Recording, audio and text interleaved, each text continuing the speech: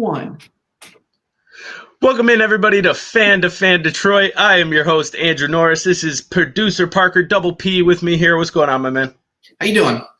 Good, man. Before we get into everything, make sure you go to the Planet Ant Podcast Network. Start listening to some of the shows there. They got a lot of great content. The Planet Ant YouTube channel, that's where you're seeing us maybe right now. You can also see us on Facebook or Twitch. And then if you're on Twitter, at Fan2Fan Detroit, at Fan2Fan Drew, and at Parker_Hammon. Go give us a follow. Bunch of cool stuff for these shows that you can get from it. But today we got some cool stuff. Last week we did the first half of our mock draft 1.0. Yeah.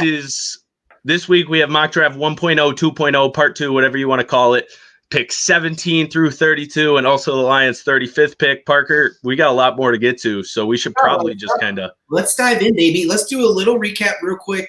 If this is your first time watching Fan2Fan Detroit, we're going to give you a little recap on kind of what picks we already made. We got through, it looks like, 15 or 16 picks, I think. 16. Yep, we're on to the 17th pick with the Cowboys is where we're at. Real quick, I guess we'll just go in order. It was Joe Burrow, and it was Chase Young, and then it was Isaiah Simmons, and then it was Okudah. Two a third, Isaiah Simmons fourth, Okudah 5. Simmons fourth, Okudah 5. Oh, cool. Okay. Oh, okay. So if you're if you're watching this and it has a weird name, we apologize. I guess Restream, we didn't put the name in Restream. We just put it up on the thing that we're using to stream it. So sorry, everybody. This is still Fan2Fan Detroit. It is Fan2Fan Detroit. Castle. I think that's what it was, featuring Bart Dangus. Neither of us are Bart Dangus. No. I could pretend to be Bart Dangus if you need a performance. Well, you'd have to look a lot more homeless to look like Bart Dangus. Okay. Well, I'll take it. I'll take it. I don't look homeless. So, sorry, we're gonna get back. Tua, Isaiah Simmons went 4, Jeff Okudah 5 to your Detroit Lions. Justin Herbert, or as we like to call him, Justin Herbert, went 6. He's got one of those names. It's like Patrick Waugh. You know the goalie for the Colorado Avalanche, where it was spelled R-O-Y, but it was Waugh, and I never figured that out. This is like that. Yes, exactly. Derek Brown goes 7. McKee Becton goes 8. Tristan Wirfs 9. Andrew Thomas 10. Jerry Jeudy 11. CeeDee Lamb 12. Javon Kinlaw 13. Jedrick Willis 14. Henry Ruggs 15. And AJ Espinosa 16. So we are on to the Dallas Cowboys at 17, who I will be taking. Xavier McKinney. He's just the best defensive player left on the board. The Cowboys need defense. You still have Dak. You still have Ezekiel Elliott. You still have Amari Cooper. And you still have Michael Gallup on that offense. You have the weapons. So now it's time to start building a defense. We haven't seen a legit elite defense in Dallas in a long, long time. And this is not necessarily the first step towards that, but another step towards that. They could be building something, and I think this is the pick. I think they're getting a steal with him at 17. I agree. I think he's a top 15 player, no doubt. But the team needs, in front of the Cowboys, let him fall down to 17. Yep, good pick for the Cowboys. I could also see the Cowboys making a fly to like a wide receiver they like. You know, that's kind of their style. Jerry Jones. Yeah. You know, well, I mean, could you imagine? Let's say whoever the next wide receiver is on the board. Could you them plus Gallup plus Amari Cooper plus Ezekiel Elliott? I mean, Dak Prescott's got plenty to throw to there. Plenty, yeah, for sure. And the Cowboys are close, man. Like they're close. I know Dak is an elite.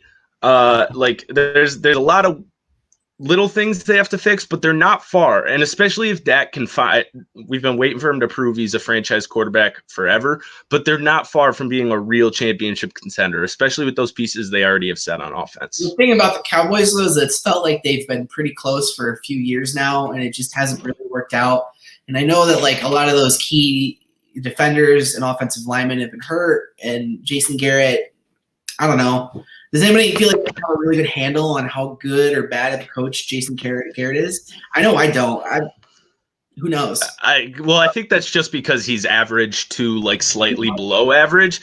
So I think it's just one of those things where you're looking for good or bad, but sometimes with coaches you feel like there's never that middle ground.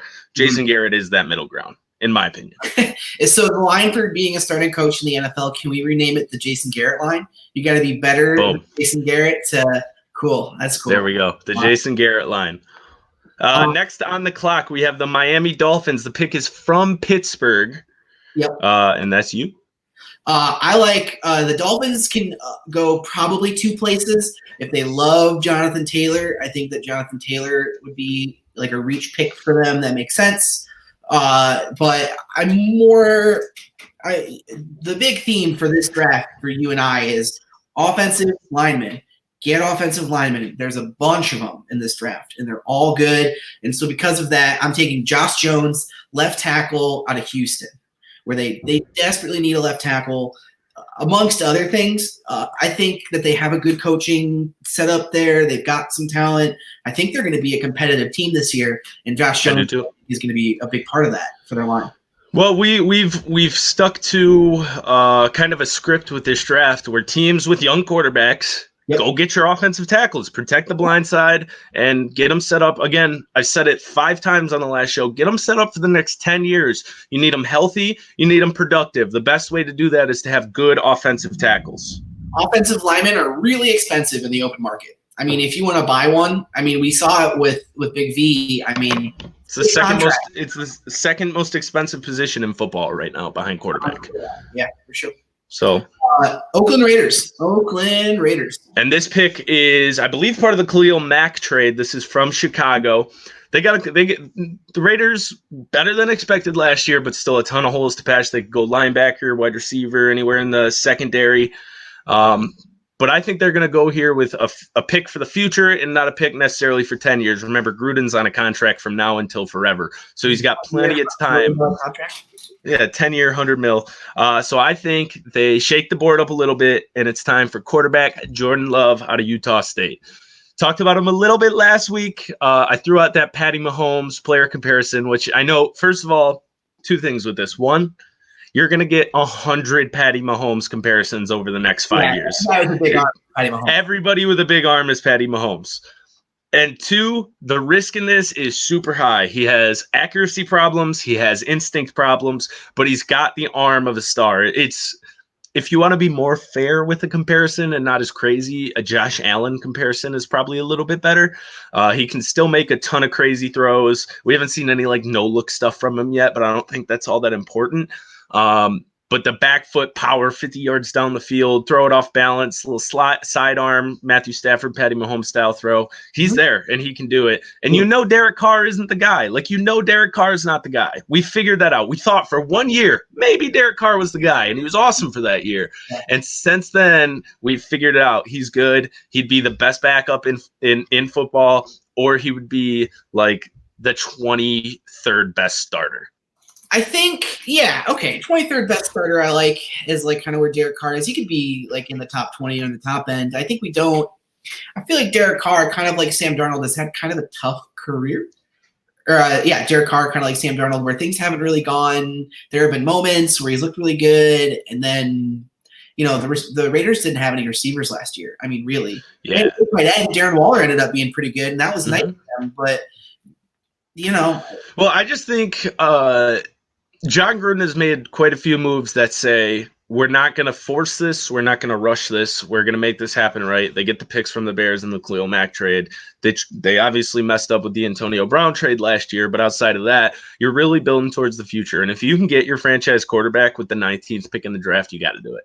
You got to do it. I don't love this pick. I think I like Derek Carr a little more than you do. I know he was doing a Sam Bradford check down mania thing all year last year, but I think that there's more in there for them. And I think the Raiders are like the Cowboys, man. They're close. I mean, they're an impact player or 2 away, I think. Imagine if the Raiders had Khalil Mack. Wow. Yeah, dude. Well, they wouldn't have the 19th pick in Jordan Love, so how about that, dude? So, no, they're not far. Josh Jones, or Josh Jacobs last year, obviously, was a huge hit in the draft. You get a guy like that, even if it's only for 4 or 5 years, like a lot of running backs. That 4 or 5 years is going to be right in your window if you're the Raiders. So add this quarterback, have him ready to go and to compete. I think year 4, year 5. Jacobs is going to be like a borderline all-pro running back. He was so. Yeah, I mean, he was close last year. He was. Yeah, he was awesome. He had 1,100 yards last year, 1,300 all-purpose or something like that. He touched the ball more for Josh Jacobs, but Well, and he's got to stay healthy. He's got to stay healthy. Josh Jacobs was one of those guys in college who never really had a whole ton of reps the way that other guys have had. And obviously the college season is shorter than the NFL season. So I think that hit that rookie wall. I think he'll be better. I think he'll be healthier, hopefully. Hopefully. I mean, you never know in football. But next on the board, we have the Jacksonville Jaguars. This trade is coming from the Rams. Nice. I'm really confident in my pick here for the Jaguars. If I'm the Jaguars, I want K'Lavon Chaisson. That's a steal pick. It's a steal. If that actually happens, the Jaguars are feeling pretty good about the way their draft has gone. But we had them taking Derek Brown too, right? So we've got Derek Brown, K'Lavon Chaisson. Yeah, well, I mean, you're going to – like Yannick Ngakoue is making it where you have to trade him. He's not letting it go any other way. You have to trade him. So you just fix that defensive line like that. I know Jacksonville seems to only pick defense in the first round, but they keep hitting on defensive players. They hit Josh Allen last year. They're going to hit on Derek Brown if they take him. That guy's going to be a good NFL player. He might not be all pro, but that's his ceiling. He could get there. And then you had a guy like this with the 20th pick, who probably has a similar ceiling to a guy like Derek Brown, a lower floor, but a similar ceiling where he could be an impact 10-plus sack a guy, 10-plus sack per year guy every single year. I think he was also the captain of that insane LSU college team that I think we'll look back on pretty fondly as one of the 5 best college teams ever. I mean, they beat so many good teams. It's, I mean, they're going to have, 5 guys going in this first round? I think so, something like that. Something like that. Alabama-esque first round from LSU this year. Now, let me ask you, how would you feel if the Jags went with DeAndre Swift here? I don't love it. I think he's the second best running back. I mean, if they all right, so do you think Jonathan Taylor is the best running back? I think so. So let's make that the scenario. The Jags go Jonathan Taylor here. No? I'm a Leonard Fournette believer. I know he hasn't really put it all together very well yet, but there are just these plays that he does where he just looks – he kind of looks like Derrick Henry, where he just – nobody can touch him. You're going to run over 3 guys. And if he can – he just feels like one of those guys to me where if they ever sort it all the way out, he's going to really be special. He seems like one of those guys kind of like Jerome Bettis where it doesn't matter how many hits he takes, or Eddie George too, I guess. He just seems immune to it. He has that weird football gene that some guys have where, So I wouldn't want the Jags to take a running back here. If they took a receiver here, I wouldn't hate it. Justin Jefferson, Shenault, anything like that. Yeah, there's a bunch of them still up, and it's a really nice, deep receiver class. But, they could also take one in the 3rd round. I don't see why they wouldn't. Yeah, no. Well, that's the good part about this draft. With receivers, you're going to be able to wait. With running backs, you're going to be able to wait. You can get one in the 2nd, and you can probably get one in the 3rd. So I agree. I would have made the same pick as you there and went with Chaisson. Yeah. With the 21st pick of the NFL draft, the 2020 NFL draft, we have the Philadelphia Eagles. Pretty simple for me. That team could not catch the ball at the wide receiver position last year.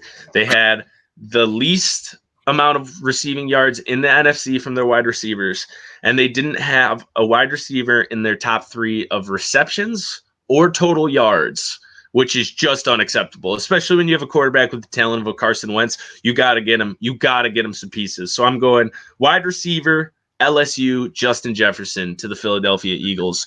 You have to get some weapons. You have to. You have to. Like this is the simple. Whoever the best wide receiver is on the board. Let's say Ruggs had a crazy fall. You have to take that guy. There's no way you can't take that guy. They were the whole first half of the year last year. They were dropping passes like it was their job. I mean, it was just trash. It was just plain trash at their wide receiver position. Notably, they were all notably roasted on Twitter. Yeah. I mean, they had 19 drop passes last year. That was like 4th highest in the league. And that's with like the second half of the year. They just remembered how to catch the ball. But that first half of the year had to have 14 of those drop passes. Is it too late for them to sign Braylon Edwards? Probably not. Probably not. He'd probably make that comeback. So that's an easy pick. We'll just kind of glide over that one. With the 22nd pick, you have the Vikings from a trade via the Buffalo Bills coming up. What's your pick here? I have 2 things written down. The one I like the most, I think they can get later. So I'm going to take a different position pick and take C.J. Henderson, cornerback from Florida. There's another guy coming up for them that I like more, but I think he's probably going to fall a little further. There are a couple guys ahead of him. So for this pick, I'm going to take do more of like a what's the word for it? Like a scratch pick, like a pick everybody thinks is good. C.J. Henderson, cornerback out of Florida, best corner on the board. You cut Xavier Rhodes this offseason. You got to replace him. There are weekend players over there in Minnesota. I don't know why that is, though. I mean, it seems like a good team. It seemed like they might have had some locker room problems, honestly. The way well, Stephon Diggs didn't seem to get along with Kirk Cousins or really that offense at all. So they got rid of his ass, which is why I think they could go T. Higgins here, but I also would go C.J. Henderson. You got to replace Xavier Rhodes. You still have Adam Thielen on the offense. You still have Dalvin Cook. There's still options for Kirk Cousins to play with. Now, I think they're going to be one of the most interesting teams for next season because I think they could be a 5-win team or an 11-win team, depending on how they have a high ceiling, low floor. But I think C.J. Henderson is the safe pick here. It's the chalk pick. That's what you were looking for. Thank you. And I'm on it. I'm with you. Replace Xavier Rhodes, make your money. You get your guy, get your number one guy for the next 5-6 years. Cool. That's a good pick. 23rd pick, the New England Patriots. Now, this one is interesting. If Jordan Love's still on the board, they could go Jordan Love. This could be the first time we see a real rebuild year for the New England Patriots. Tom Brady's gone. We saw last year the talent just wasn't there, especially on the offense. They just don't have the talent to live without Tom Brady. Now, they do have Bill Belichick, so I'm not going to count him out completely yet. But I really, looking at this roster, it's hard to see a team that wins more than 8 games next year. So I think you are looking for your cornerstone on defense, and you're looking for your cornerstone on offense, and you can get your cornerstone on defense here. Patrick Queen, linebacker, LSU, still on the board. That's my pick. Belichick is going to continue to build this team in his image. We saw back with the early 2000 Patriots when they were defense heavy, it was always the linebackers kind of doing the heavy lifting. And this is your next captain. This is your next guy to me, when I watch this guy, it's like a not from talent, but from leading your team aspect. It's like a Ray Lewis type of leader. This guy is special. Ooh. He can have a team get behind him, a defense get behind him and fight for him, which I think at the linebacker position is more important than anything besides quarterback, having a guy like that, because that's the quarterback of your defense. So Patrick Queen, linebacker, LSU. Start building the future of the New England Patriots, because if Belichick stays around, they could have another 10 years of dominance. Yeah, man, wouldn't that really be something? I mean, what can you even do for Bill Belichick if he turns this after Brady leaving into 10 more years of, let's just say, playoff level football? I mean, they make it to he might already be, so this question might be null and void, but if they make it to an AFC championship in the next 3 years without Tom Brady, is he the greatest coach in the history of sports, not just the NFL? Ooh, I don't know. I know I'm putting a loaded question on you kind of out of the blue here, but I don't know if there's an argument if he does that. I mean, do you think that he's better than Greg Popovich? Yeah. Yes. I don't know. By quite a bit. Because if you gave Bill Belichick the LaMarcus Aldridge and DeMar DeRozan football versions of those guys, they're not going to be taking 18-foot mid-range jumpers for 2 full years before they change anything. Well, wait a minute. You know what? I don't even want to get into that. Well, I guess we have to see, because we've now seen Popovich without Duncan. So now we get to see Belichick without Brady. So I'll say TBD on that. TBD. I think that you could be. I think it's but it's tough. I mean, basketball's had some amazing coaches. Baseball too. I mean, in my opinion, it's pretty much Phil Jackson, John Wooden, Bill Belichick, Greg Popovich, and like Tony La Russa. I think Parcells is in that conversation. Who? Oh, sorry. Parcells. Oh, yeah. Well,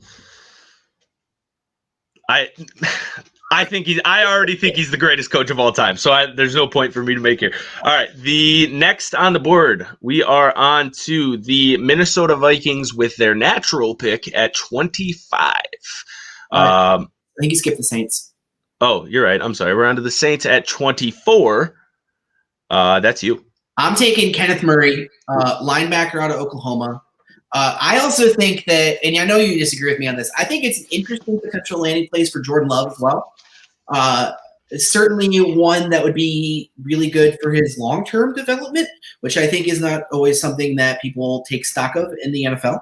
He could be playing by year 2 or 3. I mean, we don't really know for sure what's going to happen with Drew Brees. He signed a 2-year contract.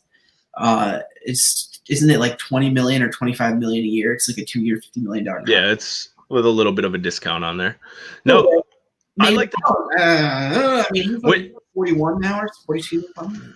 Yeah, I know, but when it's Drew Brees, anything under 30 million is a discount. I like the pick because I think when you have Drew Brees, your focus should almost always be on defense. If you have Drew Brees and Michael Thomas, your offense is going to be fine. It's going to be one of the top 10 to 12 offenses in the league on a bad day.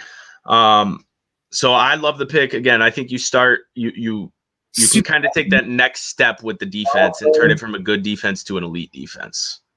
Kenneth Murray is, I mean, he's got you got to do a little work with him, I think, but that's a pretty good, that's a pretty good defense already. And they've got some good veterans and some good players. And I think, somebody that's a little more of a project works for a team like this on defense right now. Yeah. Well, Kenneth Murray's that dude to me. Like when I watch him, I think Jared Davis a lot, and I don't love that. But it's like a more refined Jared Davis. It's like if Jared Davis could hit a wall. Like if he was running at a wall, Jared Davis couldn't hit it. Kenneth Murray could hit that wall. So it's a more refined version. I'm a big fan of Kenneth Murray. I'm a big fan of any huge looking dude in a sweet Oklahoma Sooners jersey. Those just make you look like 10 times more the athlete than you are. So big fan of this pick. I'm on board with that one. Cool. Let's go to the Vikings next. 25. So the Vikings are picking again. I told you earlier, I was thinking about T. Higgins for the Vikings, but I thought they needed to replace Xavier Rhodes. So this is the perfect time. You go grab T. Higgins, you replace Stephon Diggs, and then who knows? Maybe you're a year away from having those two positions as secure as they were a year ago. I mean, you're probably not going to hit a Stephon Diggs level player and an Xavier Rhodes level player, but if you can get close to that with both those picks, you're good. Those guys on cheap contracts, you got cap space to spend elsewhere instead of paying Xavier Rhodes $13 million a year and paying Stephon Diggs $12 to $15 million a year. T. Higgins for me, you just shore up your holes that you've made this offseason, getting rid of some bloated contracts and some older guys. I can see, the NFL, if you want to win a championship, you got to have some good rookie contracts. And this could be a great way for them to get rid of Stephon Diggs and then also still be pretty good. Yep. Minnesota, man, I don't know what's going to happen with them this year. I mean, they could be – they're a weird team, man. They're weird. The whole North is in a weird place. We don't. Yeah, I mean, I have no idea how good the Packers are going to be. I don't think the Bears are going to be good, but I'm also kind of on the fence there. If they could figure something out, if Mitch Trubisky finds a way to take a step, that defense is unreal. That's if. The Lions are probably going to suck, as always, but like they could be a team to win 7 to 9 games if they got hot. Like the talent, they don't have a lack of talent to the point where they can't win 7 to 9 games, especially if Stafford's healthy. Yeah. And then the Vikings, which we've talked about twice already, that we just have no clue. Weird, no clue. Weird situation. Weird for a receiver to go, my quarterback needs to give me the ball more, and then for the quarterback to go, yeah, he's right. I don't know.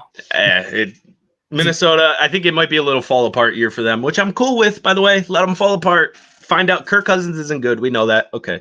Ooh. Let them have this year to figure it out, and then they'll move on next year or the year after. Lions are next. That's you. Again, a lot of holes, a lot of players, a lot of good players. I think that there's a chance that the Vikings will take this guy, but if he's available, Yetur Gross-Matos, defensive end of Penn State, is a pretty no-brainer pick here. He's just a good player, got the experience. I don't know, man. It just seems pretty plug and play for me for that kind of player.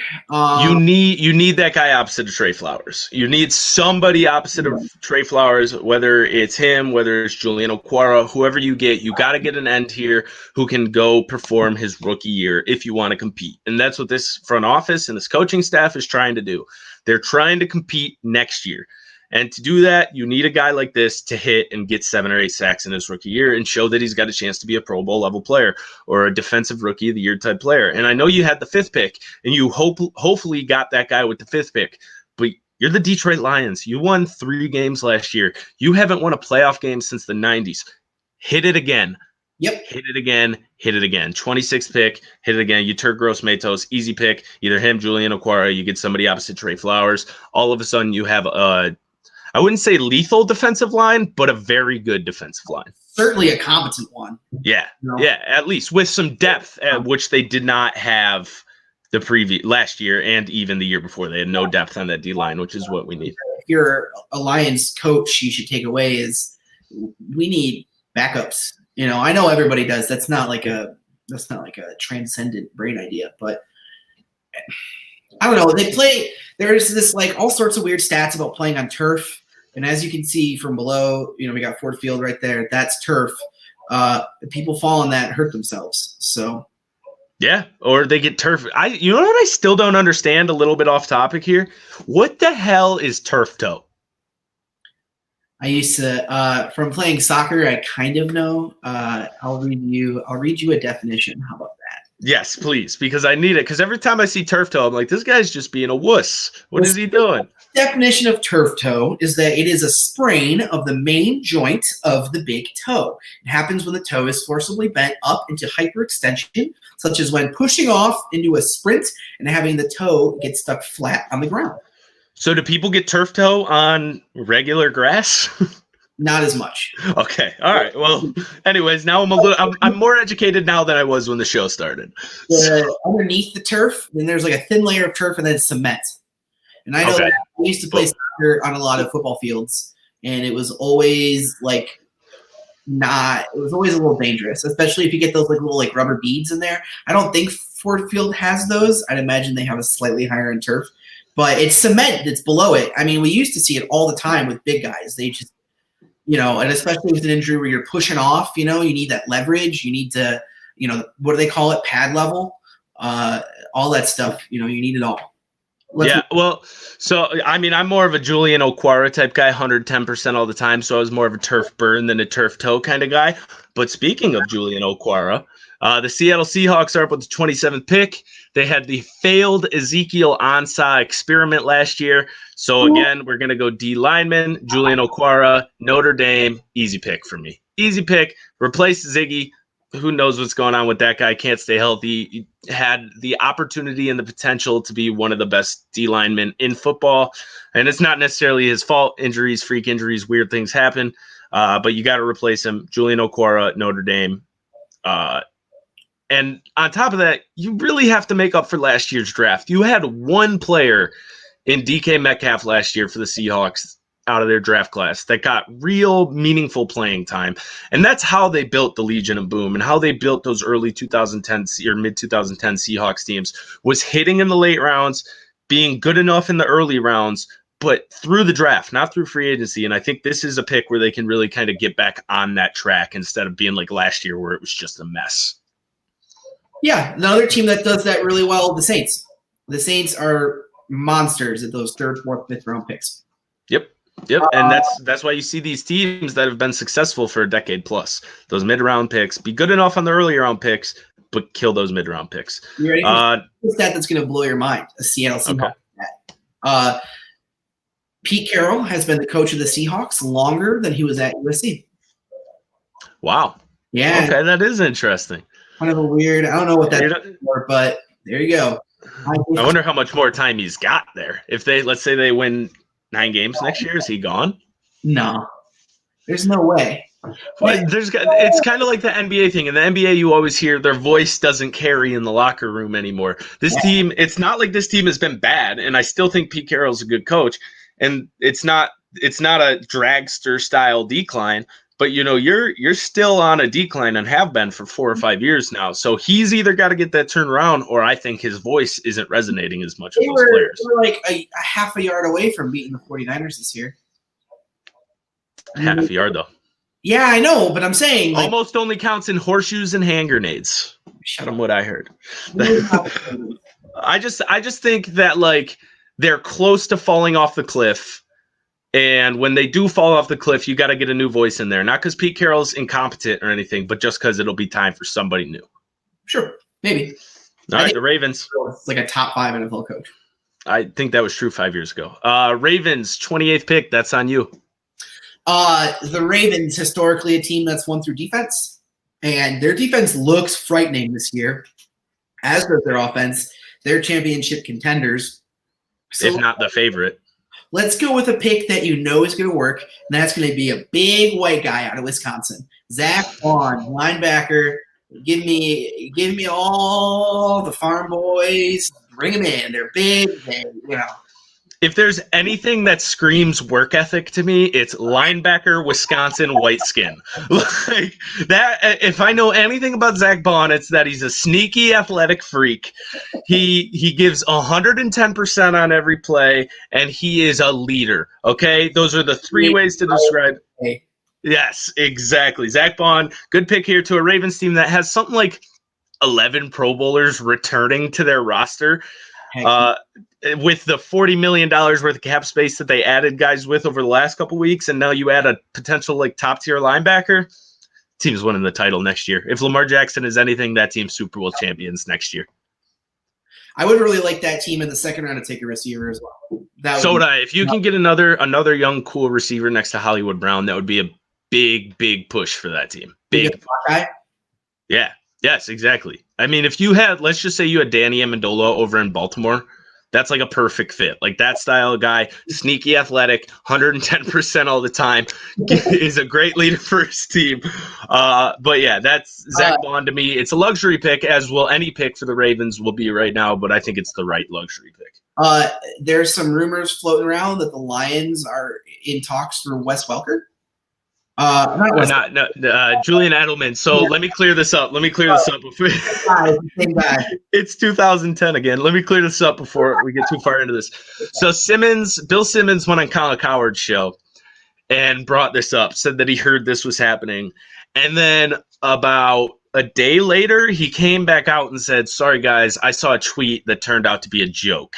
So there is actually nothing behind this, but it picked up steam in Boston. It picked up steam here. It kind of got out of control. But for Lions fans listening at home, Julian Edelman is not on his way here because the trade idea had our number 3 pick included. So Julian Edelman is not on his way here. No, thank you.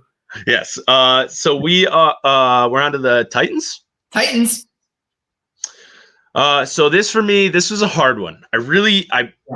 I really couldn't decide where I wanted to go. There was a small part of me, and I know it's the Titans with Derrick Henry, that wanted to go DeAndre Swift because I don't think you're going to have Derrick Henry for much longer, and that's a perfect wean him into the NFL as easy as you can, as slowly as you can, get him, 150 carries his rookie year. But I think they'll kind of stir away from that, and I think they go Austin Jackson, offensive tackle out of USC. You're committing to Ryan Tannehill. You're committing to Derrick Henry for at least this year. You're really committing to that offense. The defense is pretty much set. That's a top 10 defense in the league. So now it's time to protect the guy you just put 3 years into in Ryan Tannehill. And Austin Jackson is just the best tackle left on the board. I think you'd agree that Mike Vrabel is probably above the Jason Garrett line. You know that now? Yes. Oh, yeah, by far. I mean, taking out the Patriots in the first round last year just proved that we should be even more excited about having Matt Patricia over Mike Vrabel. Well, I mean, those were our choices, and it's, not my fault. One of them's beating Brady in the playoffs, and the other one's going 3-12-1. Vrabel hired the year before we hired Patricia? Okay. I don't think so. I could be wrong, but could be a false memory. But no, I think I'm good on that. Next, we got the Packers at 30. That's you. Packers could go defense, could get a receiver. Options. I think I'd like something a little more in the way of a guarantee, or at least the Packers don't need much, in my opinion. They're maybe a couple players away, a couple skill position guys, maybe some defense. So I'm going to say that they're going to take a tight end. Cole Kmet, tight end out of Notre Dame. The best tight end in the draft, 6'5", can catch, can block. He's a good guy. He's a good player. He's got that his name is Cole, and he's from Notre Dame. I mean, he was a wide receiver like a lot of the time in college. So, this dude's got the legs. He's got the athleticism. So, I mean, it's tough because it's tough taking receivers, I feel like, for the Packers. And if anything, I think that this year in particular, there's a chance because they won't be able to work out as many guys, specifically like, get Aaron Rodgers on the field with them, maybe throw a few balls, see how it looks. I don't know if maybe that'll scare them away and they'll instead go into free agency more.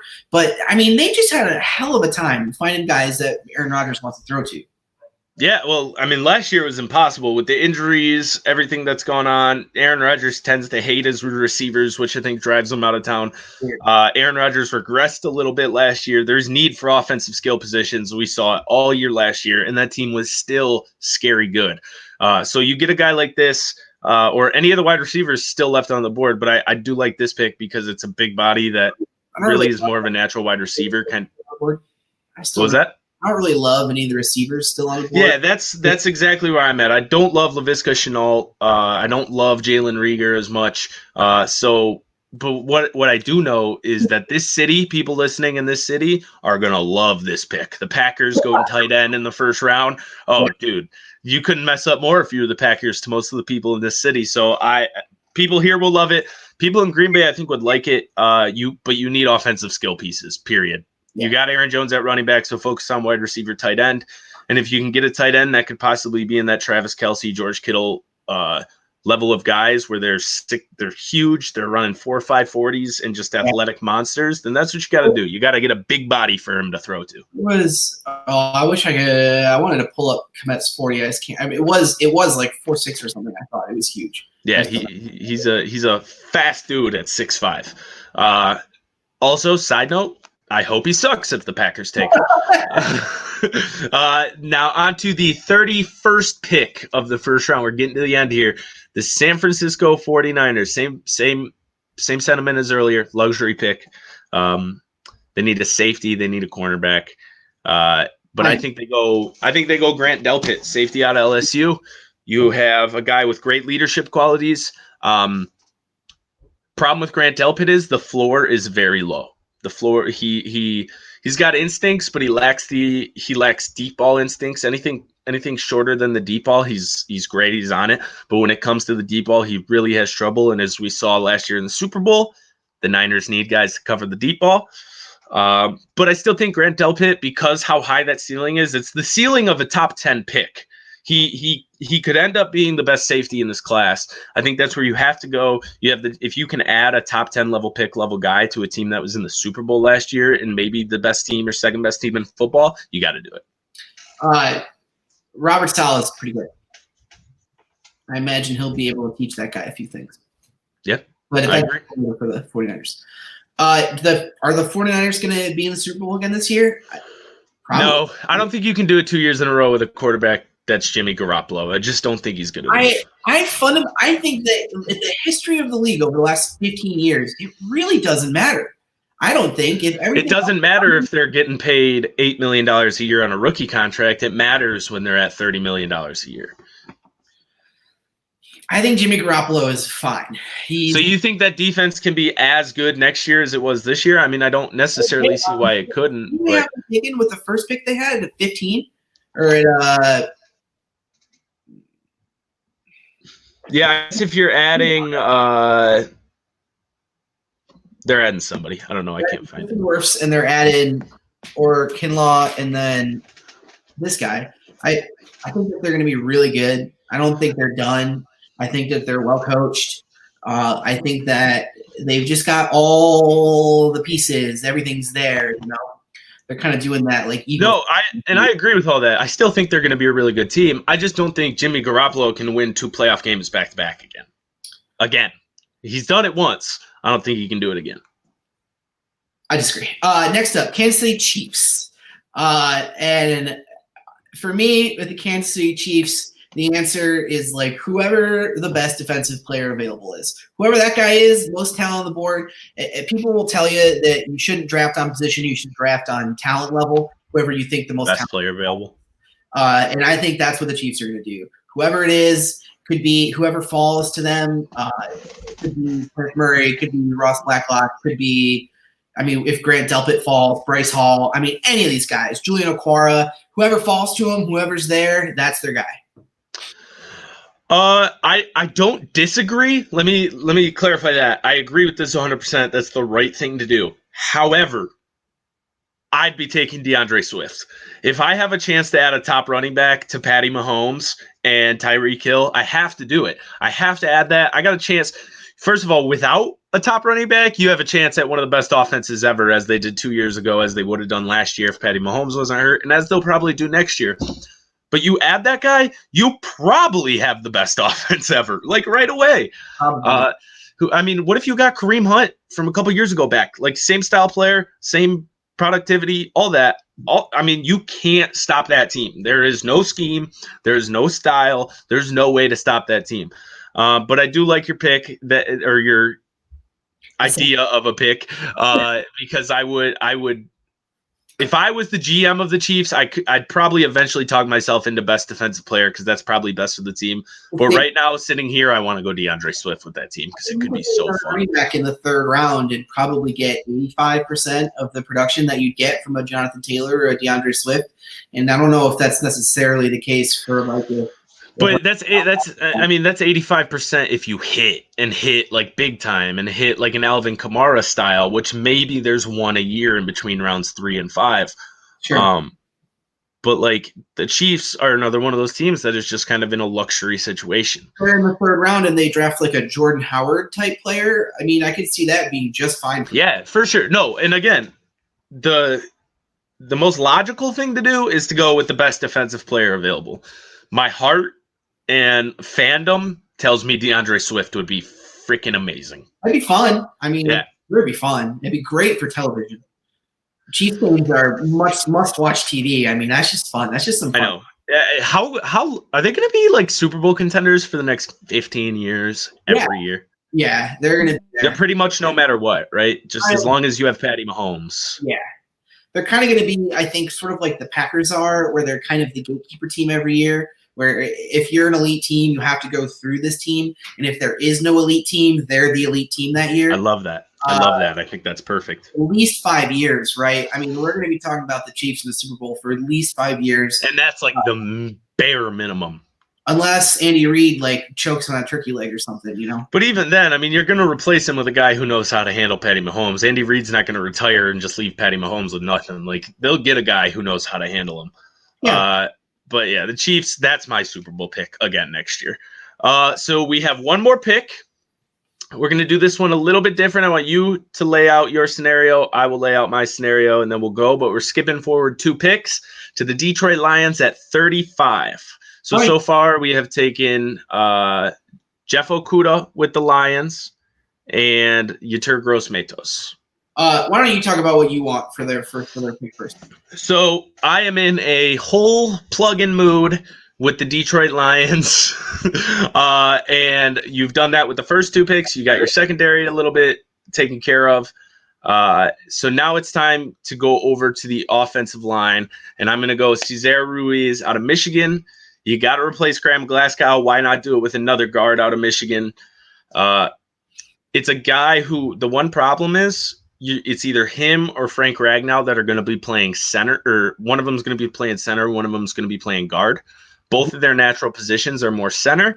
However, they've both showed the ability throughout their college and with Ragnow's professional career to be more versatile and be able to move across that line. So my pick here would be Cesar Ruiz. Yeah, Ragnow, to me, at least I thought when he was drafted too, wasn't he a guard when he was drafted? Honestly, it depended on what you went based off of, but he was both. He was a guard or center. Gets talent on the field, baby. He's good. He's awesome. He's awesome. He's going to be one of the best interior linemen in football for the next decade. Probably. Okay. So I like that pick. I think that's a good idea, but just for the sake of embracing debate, if you will, I like Ross Blacklock out of TCU, defensive tackle. Just defense. That defensive line would have some depth if you went there. So I do like that. I like that. I like the idea of Jonathan Taylor as a second-round pick or a DeAndre Swift. I think Jonathan Taylor makes more sense based on the kind of running back Kerryon Johnson is. I would agree. I think you've got 3 really good running backs, Well, if you take Jonathan Taylor, I think Kerryon Johnson is immediately your number 2 running back on day one. I think he's your number 2 running back. That's how good I think Jonathan Taylor is. But it's not necessarily just a talent thing. It's the fact that Jonathan Taylor is built to get 30 carries in a game, while Kerryon Johnson is built to get 11 carries and like 3 receptions in a game. Sure, I like that. That's a pretty studly offense. I've seen. So we're in the war room right now. We have 30 seconds to agree on this pick. It's Cesar Ruiz. It's Jonathan Taylor. It's Ross Blackhawk. What are we doing? We gotta. For me, it's Jonathan Taylor, and then I take defense everywhere. Fine. All right, let's go Jonathan Taylor. I'm saying Jeff Okudah, Jonathan Taylor, and who else we pick? Yeah. That's a hell of a first 35 picks of a draft. You know how I get come July, August with football. I'll eventually be on the Lions are going 11-5 bandwagon. That pick, Jonathan Taylor, and those 2 picks before it would speed up that process by a couple of months. Taylor genuinely affects that offense. I just forgot the name of the Lions offensive coordinator from the Seahawks. Bevel. Thank you, Darryl Bevel. Darryl Bevel. Okay. You said it, and I got all nervous and forgot it for a second. Oh boy, content making is hard, man. I mean, you gotta be on it. Yes. I think he did a great job last year. I think that offense looks good. I think if Stafford's healthy, I think that offense is at least the 15th or 14th best offense. The receivers at worst. Hawkinson's going to be another year of Hawkinson. I think that's a guy who's going to make a big step forward this year. I think he's a guy who really struggled adapting to the speed and physicality of the NFL game. I know when you and I went to the Lions-Chiefs game this last year, and watching Hawkinson try to hurdle a guy in person is really scary looking. Stop. Stop doing it. Please stop. Please don't do it anymore. I really appreciate you going for those extra 3 yards, but I'm okay. I'm cool. I don't need them. Save your brain. It's fine. Let's keep the CTE far away. To me, it seems like anyway, I don't want to talk about it. Well, all right. Well, that is our NFL mock draft 1.0 plus 0.1 for the 35th pick. First, I think we're on it. I think we just built 32 successful NFL franchises. That's tough, man. Doing a full mock draft, that's tough. That was fun, but that was hard. That was and also shout out to Double P, producer Parker, for the little ticker at the bottom. All this production value you see here. After that mock draft, I gotta give him his credit on air so all you guys can hear it. He killed it in the pre-show production meeting, and he's killing it now. But we do have a couple more fun things to talk about. We're done with football for now. Good. I've talked so much football the last 2 weeks. Even though I need to talk more sports because we don't have much to talk about, I'm kind of good on football. And the conversation that came up this week was very interesting. So Carmelo Anthony was on Dwayne Wade's Instagram live page. Mm-hmm. And Dwayne Wade brought up Darko going before him in the 2003 draft. So just for people who don't remember, the order was LeBron, Darko, and then Melo, Bosh, Wade. That's your top 5.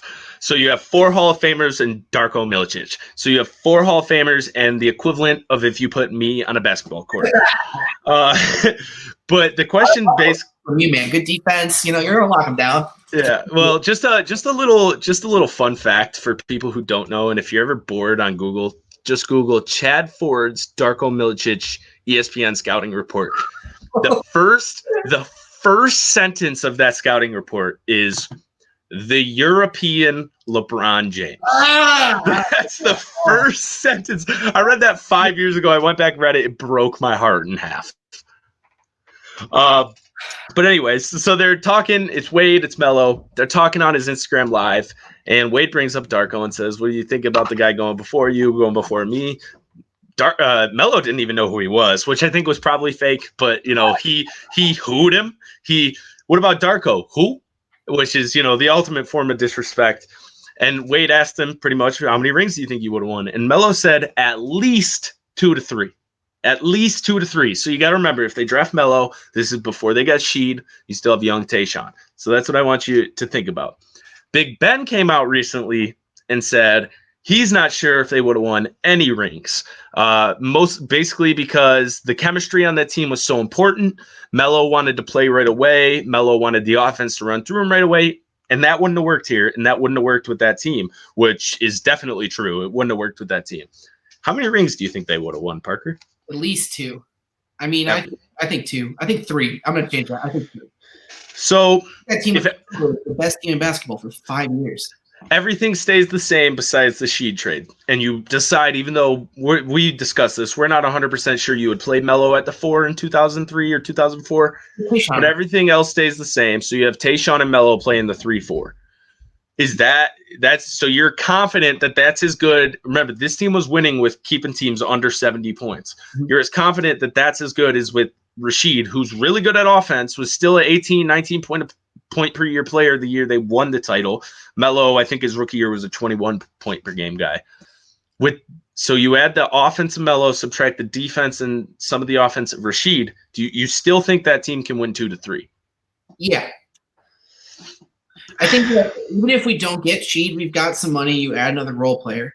Maybe it's not Sheed. Maybe it's not a guy as good as Sheed. I think it's probably a pretty good player, though.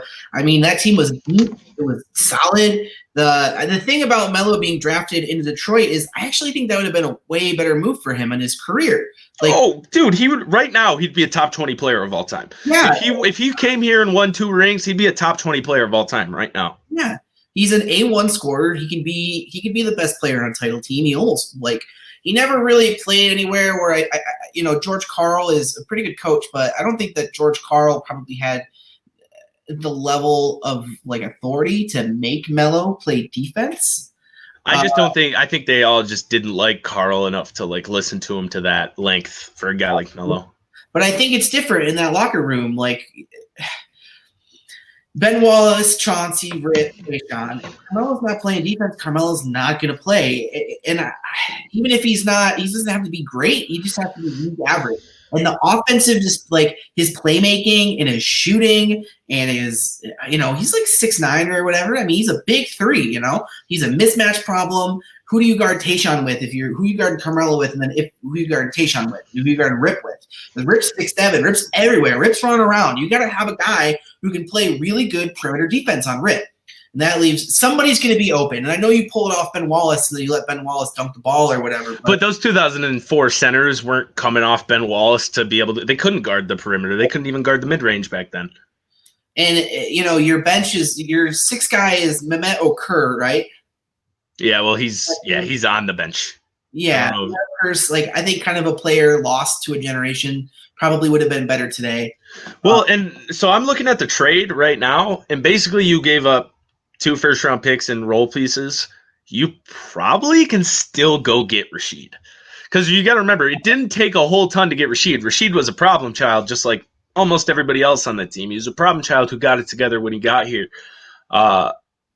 So I mean, I don't even know if I think that's true because he had a lot. He got into some, he got some technicals. I'm gonna say, all right. My final answer is 2 rings. I'm gonna say 2 rings. And if you get Sheed, you win 3. But if you don't, no Sheed, 2 rings, and then who knows where we're at right now? It's a completely different. I'm trying to think playthrough of Pistons history.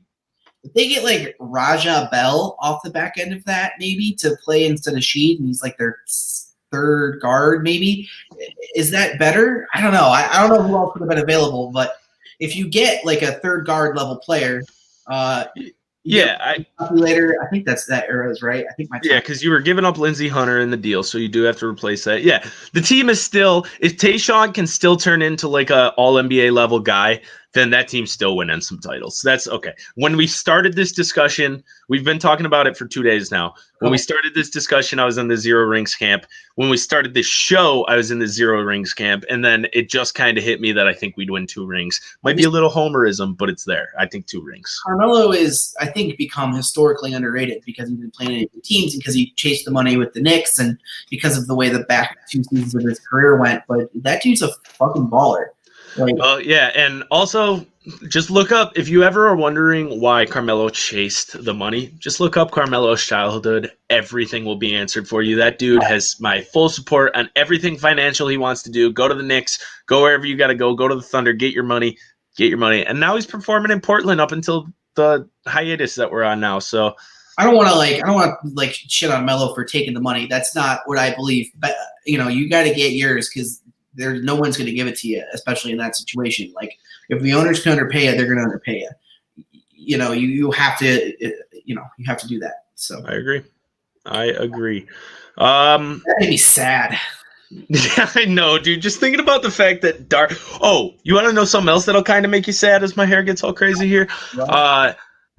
Darko came out after this, and he basically just said, "Hey guys, can you leave me alone? I know I'm a failure." I'm paraphrasing there, but it was basically like, "I know I didn't succeed, and you guys succeeded, and I'm happy for you, but just leave me out of it." And I felt bad when I read it. For the first time ever, I felt bad for Darko. Whatever.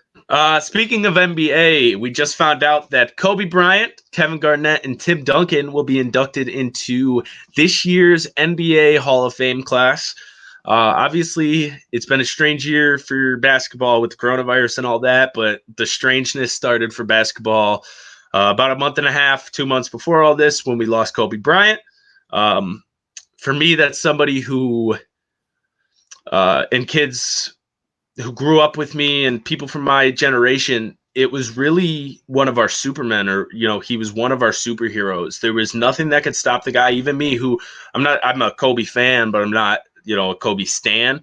I mean, he was always Kobe was my guy till like 08, 09. And then I just kind of fell off the Kobe train. And it's just it's so surreal that because I know his Hall of Fame speech would have been amazing, and it would have encompassed everything that he was about as a player. The killer, the Mamba mentality, all of that. So it has been a strange year, but we do get to see him get inducted into the NBA Hall of Fame this year, which is going to be a great moment for his wife and his kids, I'm sure. But I wanted to go through these three guys, and I wanted to see what your favorite memory or moment of each one was. So we'll do Kobe last. We will start with Tim Duncan because I got a fun one for this. Let's do Kevin Garnett last because it feeds really nicely into what we're going to do at the very end. Okay. I went and found some nice pieces of trash talk, and we're going to see if we can guess who said them. All right, then start with Tim Duncan. What is your favorite Tim Duncan moment? Because mine's a good one. You're going to like that time that he went onto the high block and banked it off the glass. So his whole career? Okay. He did it though. You know what I'm talking about? That one time? No, I don't. All right. Well, mine could have been the same thing, but he muffed it. It is the little tiny baby hook shot he missed against the Heat in Game 7 with 48 seconds left on the shot clock, or on the clock left in the game. It would have tied Game 7 of the NBA Finals. He's a foot away from the rim. He could drop the ball in, and he just muffs it. He screws the whole thing up. Wow. It won LeBron. Yeah, I got a number 6 Lakers jersey. It won him a title. Didn't win him a title, but it helped him win a title. That is, as a lifelong Spurs hater, that is my favorite Tim Duncan moment. Easy. Spurs hater. That doesn't even. That's like an oxymoron. Well, my intro to being a diehard basketball fan was Robert Horry breaking my heart in the 2005 NBA Finals for the Spurs. So that might leave you with a really bad taste in your mouth. Yeah, it started me young. I started young. Also, one of my childhood best friends who got me into basketball hated them, so I did. Just a little fun fact for everybody. The original influences are just people that were a little older than you that you knew. If an older person was like, pineapple on pizza is gross, I didn't eat pineapple on pizza for a while. Yeah, that's exactly what it was. That's exactly. Actually, I don't. I'm not a freak. So, Kobe Bryant, your favorite Kobe Bryant moment. So many to choose from. There's a lot. There's a lot of moments. I like Olympic Kobe. That's my favorite Kobe. Okay, so we both have some weird ones then. Yeah, well, Olympic Kobe is fully actualized Kobe. That's what Kobe was truly capable of, was taking a group of the most stuck in their ways, elite guys who are the A1 leaders on their teams, and saying, you guys are behind me. I'm in charge here. Mhm. And that's just who he was. He was the guy. And I think that's the best representation of that. USA, go USA. So. Well, and I like that because I think we're both kind of following the same path with our Kobe moment, because my favorite Kobe moment, which I know it from a guy that watches like 2 basketball games a night, this is going to be a weird answer, but it's retired Kobe. I like that. I really like post basketball Kobe, where you could see he mastered that line between like being a dick leader and being a great leader, or like a soft leader, I guess. He's really found out how to ride that line. He kept his mama mentality. He kept working his ass off on everything he did. He went about things in a similar way, but with a little bit of a softer touch, more of a, he always, his girl dad line that he says he loves being a girl dad, kind of with like a girl dad touch to it, where there was a little bit more, not passion, but like easiness or a peacefulness to his mind, where he still wanted to be as great as he could be, but he knew he didn't necessarily have to be as great as he could be. And I think it just put him in this happy zone of Kobe Bryant, of the perfect leader, but also a great person, which I think he was missing the great person for a lot of his career. And he really found it towards the end there and mastered it in post-retirement. I think my runner-up would be like what he did to Paul Gasol, would turn him into like an elite player again. And there's all these stories about how Paul Gasol had to be pushed and pushed and pushed and pushed and pushed and pushed and pushed. And, Kobe got him there. Yeah, honorable mention that Matt Barnes fake throwing the ball at his face and he doesn't flinch. No. There's an angle. Wait, okay, so that's like kind of a little fake newsy. There's an angle on that. Okay, I've actually like over here or whatever. I've seen this. He's going over here and Kobe's right here. Well, I'll tell you what. Later tonight, we're going to say 9:00, go to @Fan2Fan Detroit, and we will have the video of that angle posted on the Twitter for you. @Fan2Fan Detroit, and you'll be able to see the alternate angle. Maybe it was a little bit fraudy. I mean, it'll be up to you to decide, though. It certainly looks cool. And then, so we'll get past the Kobe talk. My favorite Tim Duncan moment is his frosted tips that he has now. Oh, yeah. I would like to change my favorite Tim Duncan moment to frosted tips he has now. What about Kevin Garnett? This one was tough for me, and you're not going to like my answer. But I don't think you're going to like my answer either. My favorite KG moment is when he told Carmelo his wife tasted like Honey Nut Cheerios. I love that. That's what I should have went with. I hope he apologized to Lala Anthony in the post game. Wait, is this when Melo followed him like out to the bus, the team bus? I think it happened in the game. I think there was. Yeah, no. I was watching this video earlier today. They were arguing on the court for like the whole game. They got a double technical, all that. And then after the game, Melo waited at the team bus for him. Tough guy in him. And that's Kevin Garnett he's waiting for. Like, I always kind of thought Melo was a softie, but this dude was waiting for Kevin Garnett at a bus. Kevin Garnett was crazy. That's the toughest thing I've ever heard of anybody doing. Mm-hmm. That's like the equivalent to, never mind, I'm not going to say that. But like, it's the toughest thing I've ever heard anybody doing. I guess let's get into our my favorite KG moment. I put down none. I hate Kevin Garnett. I always have. I can't stand him. Everything he does. If I had to pick one, it would be him making fun of Charlie Villanueva. Okay, he called Charlie V a cancer patient, got in a ton of trouble for it. I'm allowed to laugh at it. Okay, my sister has cancer. Ha! I played that card. But yeah, when he called Charlie V a cancer patient, that was funny.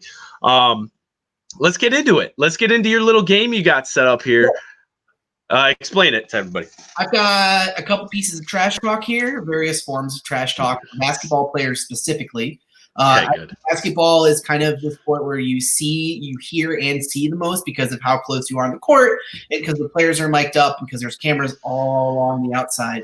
So you get some good stuff. I think in football, it's not as encouraged. I mean, I know it happens, but I don't think it's encouraged kind of the way it was, especially in like the 90s in basketball.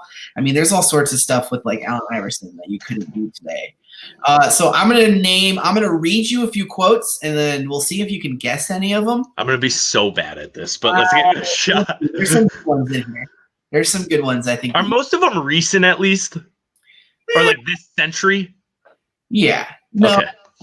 No? Some of them. All right. We'll see how I do. I'm going to start with this one. Actually, I'm going to start with two that are packaged together because they're kind of the same version of trash talk. And this first one is Happy Mother's Day, motherfucker. And the second one is Merry fucking Christmas. Are these the same guy? Nope. Okay. I'm going to go with Gary Payton. Nope. That was just going to be my first pick for the first question, no matter what. It's not Kevin Garnett. It's not Gary Payton. Is it obscure? Is he obscure? No. Or is he like top level player? No, these are high level guys. Shaquille O'Neal. Final answer. All right, what's the Happy Mother's Day, motherfucker was said by Kevin Garnett to Tim Duncan. I don't know if you know this about Tim Duncan, but his mother died of cancer the day before his 14th birthday. Oh, man.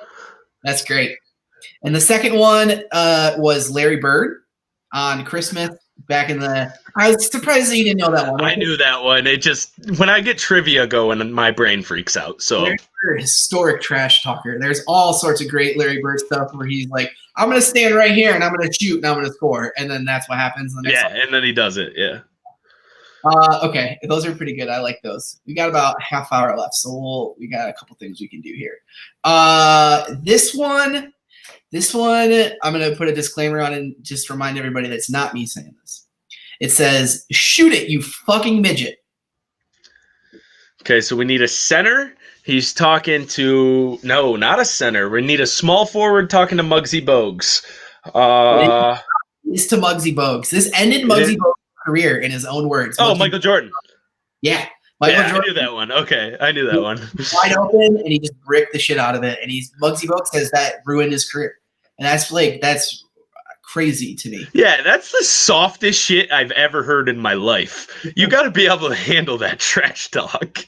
Yeah, I don't think that there's anything like as somebody who's played a little basketball in his day, I've heard significantly worse things. Yeah, like the one you just said. Like by me and towards me. Yes. Okay. This is not related to being on the court, but it is a basketball moment. And the line is, Dick Bavetta and Moses parted the Red Sea together. Dick Bavetta, of course, NBA referee for 5 years. Give me like a time span that this happened in. That's what I need with it. I don't remember exactly when this was said, but it was said at NBA All-Star Weekend for an event where a player was going to race Dick Bavetta. Shaquille O'Neal. Again, that's my guess. You're kind of close with Shaquille O'Neal. All-star center. No, I mean you're physically close to Shaquille O'Neal. What do you mean? That doesn't mean it's physically close to Shaquille O'Neal. I don't know. Tell me, because now you're just confusing me. Oh, okay. All right. Okay. I see your little riddle trick in there that you gave me. Yeah, I guess that he was supposed to race Dick Bavetta. I know Charles Barkley and Dick Bavetta did not get along for most of Charles Barkley's career. How many people has Charles Barkley got along with in his career? Right. Yes. Okay, I'll give you an easy one. Smush Parker was the worst. Kobe Bryant. I'm going to read the line for the people at home. Smush Parker was the worst. He shouldn't have been in the NBA, but we are too cheap to pay for a point guard. And that's Bryant. Now, in that same speech, you can actually find some quotes about, like, I shot 45 times a game. What was I going to do? Pass to Derek Fisher or whoever? Kobe Bryant has some really good trash talk, particularly about his teammates. Is there anybody who's ever publicly hated a teammate more than Kobe Bryant hated Smush Parker? Like, if Kobe Bryant could have had Smush Parker buried alive, I think he would have done it. What about Russell Westbrook, like the 2 years after KD left? Yeah, but at least with the Russell Westbrook, I think it's more of like all right, I'm better than these guys, but I'm not mad at these guys because I'm better than them. With Kobe, it's all right, I'm better than these guys, and fuck you if you don't want to work hard enough to be as good as me. Like, it's kind of, I think it's a different sentiment. I'm going to give you another easy one because the next two I have are pretty tough. Chasing that farewell tour. Ooh, uh-oh. You ain't Kobe. Oh, sorry. My computer froze up for a second. No, you're good. I don't know what it looked like on screen. I just died. I just took 2 You're years good. off my life right there. That farewell tour. They don't love you like that. You can't get no farewell tour. They don't love you like that. You thought you was Kobe. That is Draymond Green to Paul Pierce. That's correct. There's I'm better at this than I thought. one of the ultimate like hot mic pickup in the last 5 years where it's Paul Pierce is like taking free throws, doing his routine, and then shooting and Draymond's yelling at him. I think from the sidelines. I think he's on the bench. Yeah, he's on the bench. Well, That's the start. So this is how Paul Pierce's career goes, right? You're riding the roller coaster. Boom, you're playing well. You win a championship. You average 25 plus. Draymond Green talks some shit. Okay, now everybody hates you. You're on your way down. Everybody thinks that you're just the worst. You compare yourself to Dwayne Wade right about here, and then you shoot down to the bottom. Paul Pierce has led his own hatred tour by being a jackass. So he deserved this one, and to me, it's maybe the single greatest piece of trash talk in sports history. I don't like the NBA player farewell tour thing. I know that in the age of 24-hour content that it makes sense for players to do this, but like Dwayne Wade did like a 2-year farewell tour, and Paul Pierce did a farewell tour, and like I don't know. I don't think that really matters that much. I think it's for the players, and maybe it should be, but I don't need it in my life. I agree, kind of. I like seeing it just should be reserved for like the elite of the elite. Paul Pierce is because he's still on the Celtics all these years later. Yeah. That's the only farewell tour that makes sense for me is Paul Pierce as a Celtic going around as a Celtic. Yeah, him as a Clipper going around for his retirement tour is a little strange. The first one that happened was with the Nets. What? No, he's with the Clippers. Gross. You all need to take some socks and ball them up and teach Festus how to catch. And once he learns how to catch, take a tennis ball and throw it at his face. Is he talking about Festus Ezeli? Yeah. So is it David Lee? It is not David Lee. Is it Monte? No, Monte Ellis wouldn't have been around long enough. Kind of close with David Lee. Andrew Bogut? No, you're on the right team, but it's not a player. Steve Kerr? Nope.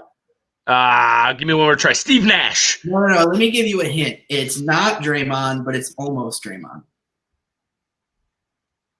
Same team, not a player, almost Draymond? Same team. This is a different is it Charles Barkley again? No, it's Draymond Green's mom. Oh, Barbers, or whatever her name is. Barbers Green. A great Twitter follow, at Barbers Green, if I'm not getting it wrong. That lady will just say whatever she wants to say all the time, and it's a blast. Draymond Green's mom. Yeah. I have a funny story about that. I went to a Pistons Warriors game a couple years ago, and I am just screaming at Draymond the whole game, talking as much shit as I can do, because that's what I do when I go to Pistons games. If I'm sitting anywhere within the first like 25 rows, I know you can hear me. I know this isn't Comerica Park or Ford Field. You can hear me, so I'm yelling at refs, I'm yelling at players, whatever. I'm yelling at Draymond Green the whole time. This is like, I probably crossed the line a little bit too much. Nothing crazy, but probably I was going at him. What does that mean? Give me an example. Just a whole lot of, you look like the D's nuts guy, fix your teeth, that kind of stuff. Why are you shooting like you got a backpack on? Well, he does shoot like he has a backpack on. Yeah. The guy behind me taps me on the shoulder. He leans forward. He uses his thumb. He points behind him. He goes, "The lady behind me is Draymond Green's mom." I'm like, oh, shit. I turn around to her. I go, "Hey, just so you know, this is just me being a fan." And she goes, "I love it." She said, "I love it." And I thought it was the coolest thing ever. I thought it was the absolute coolest thing ever. She was a blast. She didn't care that I was talking shit. She didn't like lean up and try to be like, "That's my son," or nothing like that. So Barbers Green, A+ on my board, friend of mine. All right. So I got one more piece of trash talk left, and then we're gonna have probably about 15 minutes, give or take.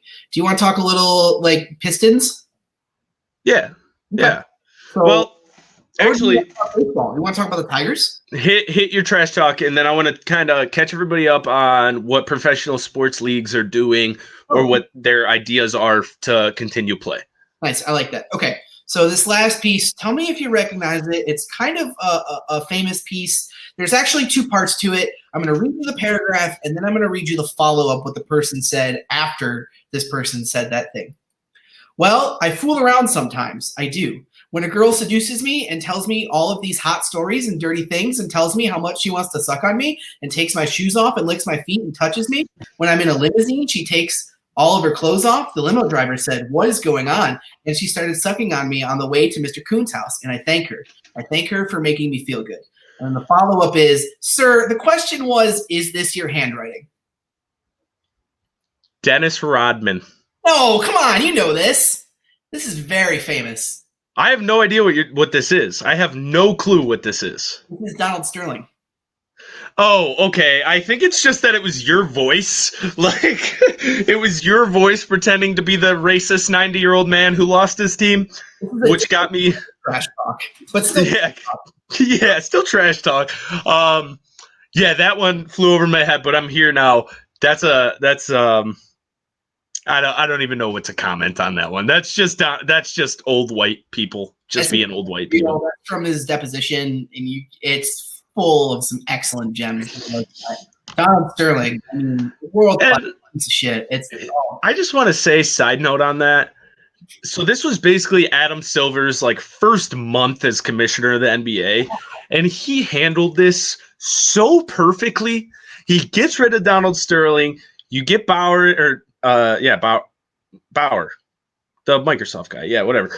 You get him in there, the new Ballmer. Jeez. Steve Ballmer. You get Steve Ballmer in there, who has been nothing short of excellent as an owner so far. He's there every game. He goes crazy on the sidelines. He's turned the Clippers back into for the first time ever into a contending team. So I just want to say 5 years later, good job, NBA, on handling that. Well, I kind of felt like with the Donald Sterling stuff, a lot of it was motivated by players kind of stepping up and being like, this isn't okay. You know, I know they had talked about doing a boycott. Mm-hmm. There was all sorts of stuff like that. One of the great things the NBA does, allow their players to be people. Let them have a voice. Yeah, Adam Silver, best commissioner in sports. Right now. I'll stand by that. I can't think of like a real big mistake he's made in his tenure as commissioner. Yeah, me neither. I mean, some of that stuff with Daryl Morey in China was a little hammery. They were so backed against the wall there, though. Yeah, I don't know. There was just, even if they handled it the right way, it would have been the wrong way in other ways. And I know they kind of handled that the wrong way, but it wasn't like blasphemy. It wasn't the worst thing that could ever happen. But to get you caught up on what sports leagues around this country are doing from the coronavirus pandemic we're going through, obviously, as you know, everything's canceled. We're doing a sports podcast. There's no sports because we're just that damn good. We'll start with the MLB because this one's interesting to me, and I don't think anybody will ever go for it. Their families for 3 months and play the season. They have one hotel, and they play a season in 3 months with quarantined players. Now, I don't know how this would work with call-ups and send-downs and injuries and all that. But it seems bananas to me. It doesn't seem like it would work at all. Especially like if you had their family with them, maybe. But without the family, there's no chance that 1,500 guys agree to this. Yeah, well, I don't think you need to get 100, however many guys. It's the Players Association has to agree to it, the labor team. Which almost everything with players associations in sports now is a 50-50 vote. Like if you're 50 plus one vote, you got it. And I don't even know if you could get half the guys to do that. I guess I don't really know the financials of if the NBA players are still being paid, but that's always the big motivator in the NFL is when players stop getting paid. Yeah. And that makes sense, especially with some of the minor league guys who are just starting their career. You know, in the minor leagues, a lot of the time, you're making $40,000, $50,000 a year. You're not rich. Mm-hmm. So if it affected them at all, for sure, some of those younger, a lot of the rookie players, I'm sure, would be on board with it. But how many millionaires are going to want to be trapped in a hotel for 3 months. If you're Mike Trout, is that what you want to do? Yeah, like there's no way. There's just you can't. I mean, it's 3 months. If this was like a 3-week playoffs or whatever, everybody would be on board. But this is 3 months, and you can't leave. And what happens if somebody does get sick? Yeah, and then their answer for that right now, the NBA and the NBAPA are working on. I don't know how they're the ones working on this, but according to I think Woj, they're working on basically a quick test that can get you results within minutes, and they would literally give them to every player before every game. That's the NBA's thing that they're working on right now, and I guess that works, but it still just seems too sketchy. I don't love it. But the NBA has 2 ideas. So that was the MLB.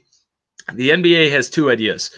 The first one is pretty similar to the Arizona one, where they just quarantine them in Vegas. There's a bunch of courts in Vegas that you can play on. There's this one arena that has like 3 or 4 different courts. So you can have a bunch of teams playing at once. They're all in one city. You do the same thing. Their second idea was maybe the craziest thing I've heard so far. They want to put everybody on a cruise ship for 2 months and do the playoffs. What? Everybody on a cruise ship, just the NBA players and their families, put them on a cruise ship and run the playoffs. That's pretty much like all the info that's out for this right now. Like this is very bare bones. They're not like a low budget mid 2000s movie with that exact plot somewhere. Like I think it'd be cool, like the overhead shots you would get and things like that, but you'd probably have to play outside, which is not ideal. Flying over the top of the jeez. Like you can't play outside, so they need to find a cruise ship that can play inside because you just can't have that amount of humidity and everything building up on the court. Players will get hurt too often. It just wouldn't be good. It's the same reason why we don't have like a outside winter classic for basketball like we do for hockey, because it's too dangerous. It doesn't work with the hardwood. But if they can make that work, dude, and I could buy a ticket, but if they could make that work, that would be the single greatest like TV spectacle maybe in sports of our lifetimes. Like it would be no fans in a small gym, possibly outside which it won't be, but like there is a sliver of a chance for that if they could figure it out. I think that would be so interesting. Makes me nervous. Yeah. Oh, well, yeah. I mean, obviously, there's so much that could go wrong. Well, people are going to get hurt. Noted famous soccer player Kevin De Bruyne has a quote where he talks about how if you're going to play the last month of the season, you got to give everybody 2-3 weeks to get into shape before you even do that, or everybody's going to get hurt. Everybody's going to start pulling muscles, and everybody's going to start tearing stuff. It's like playing in beer league. You gotta stretch. I'm big on for the NBA, like the 7-day regular season, like we talked about last week, going into the playoffs, because you're right. You have to have something to get these guys ready to go. You have to. They can't just go from being quarantined in their home, especially the guys who don't have in-home gyms and are younger or like have an apartment.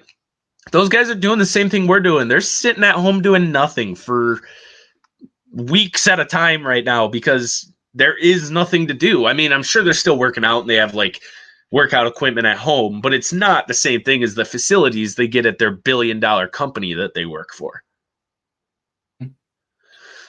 Now, the craziest one might be the UFC. Oh, yeah. I love this one. I love this one. So Dana White said yesterday, I believe, that he's close to acquiring a private island. So the first reason isn't even the coronavirus. It's because they can't fly these UFC guys in internationally to the United States right now. So they would have to fly them to this island, quarantine them on this island, and then have them fight on this island. So I say we scrap the whole UFC idea and we just make it a Hunger Games. Well, that's literally the plot to Enter the Dragon. I've never seen that.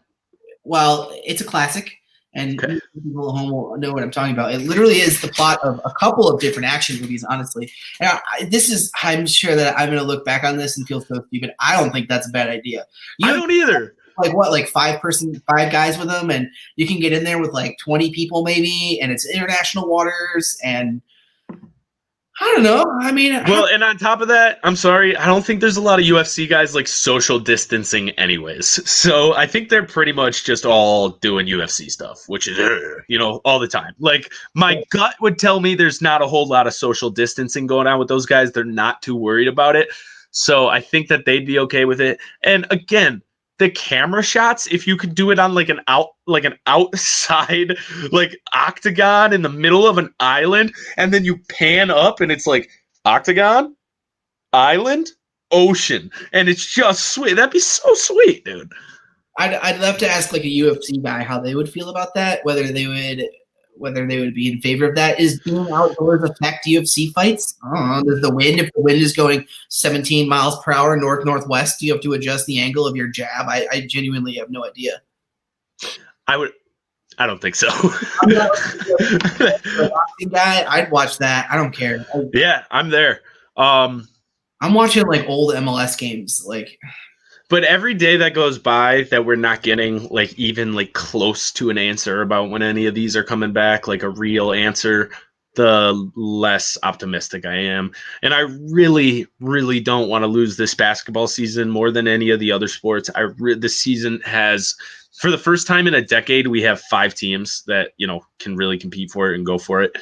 Nobody knows who's going to win the championship for the first time. If the Sixers could get their shit together for 5 goddamn minutes, they could. Could this be like the best thing in Sixers history? Could this be? This has been the best for the United States men's national team.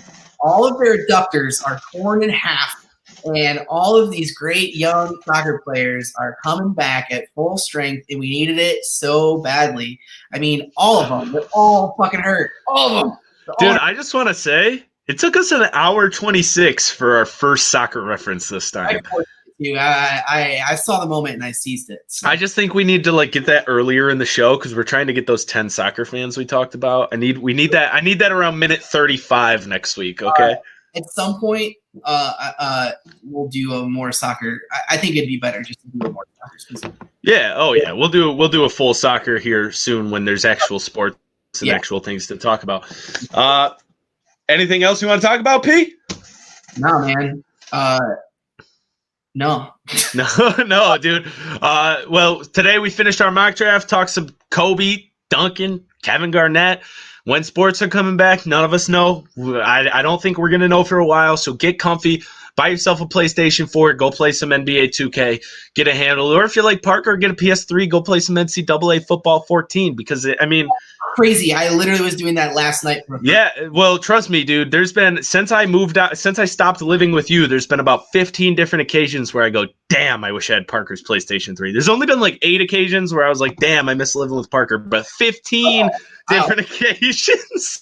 15 for the PS3. All right, guys. Well, thank you so much for listening. This was a really fun episode. I hope you like our new setup. Again, shouts out to producer P for that one. Go to the Planet Ant Podcast Network, the Planet Ant YouTube channel. Follow me at Fan2Fan Detroit or at Fan2Fan Drew, and follow him at Parker_Hammon. Remember, we got something cool coming for you on that at Fan2Fan Detroit Twitter page. But other than that, thank you so much for listening. We will see you next week. Real quick, for the people who are tuning in and don't know about the Ant, it's like a kind of a improv theater in Hamtramck, downtown Detroit. We're doing stuff like this for however long. And we're thirsty for that content. So if you have any ideas, you can get in contact with me, and I can help in whatever way I can, whether it's helping you put up such a nice, lovely stream such as this, whether it's developing an idea or, I don't know, whatever else, whether it's telling you what's good in a sandwich. I mean, it's whatever. So let us know if you have any questions, and thanks for watching. We appreciate it. And I don't think there's anything coming up immediately after this, but hang out for 5 minutes and find out, because there's all sorts of strange things we're doing right now. Thanks, everybody. Have a good day. Stay safe. Don't die. And wash your hands. Wash your damn hands. I'll yell it at you again. Wash your damn hands. Okay. All right. Peace. See you next week.